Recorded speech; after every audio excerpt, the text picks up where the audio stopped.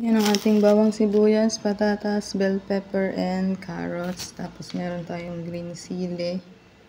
Ayan. And ayan. Hindi mawawala sa kaldereta to. Yes, ayan ang ating carrots. Na-slice ko na. And ating bell pepper. And ating patatas. And bawang. And sibuyas. Ayan. Ayan, meron tayo dito atsuete.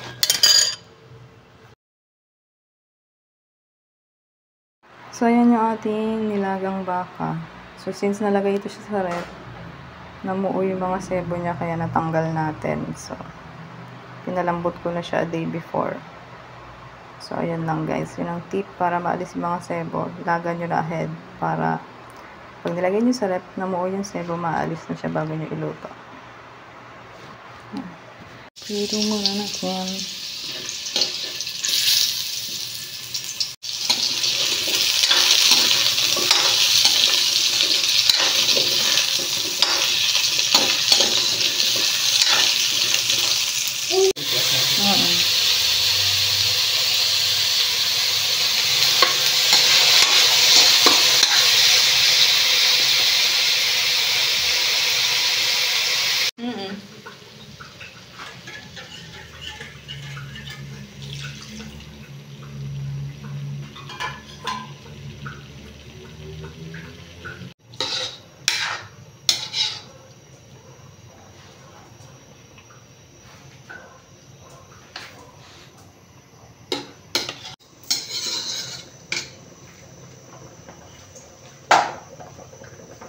Sino tinitingnan mo?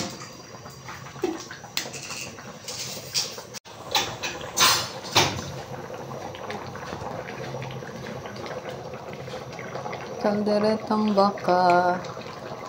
That's our saucy kalderetang baka. Init-init po. Kain tayo. Yung kaldereta. Kain tayo. Okay.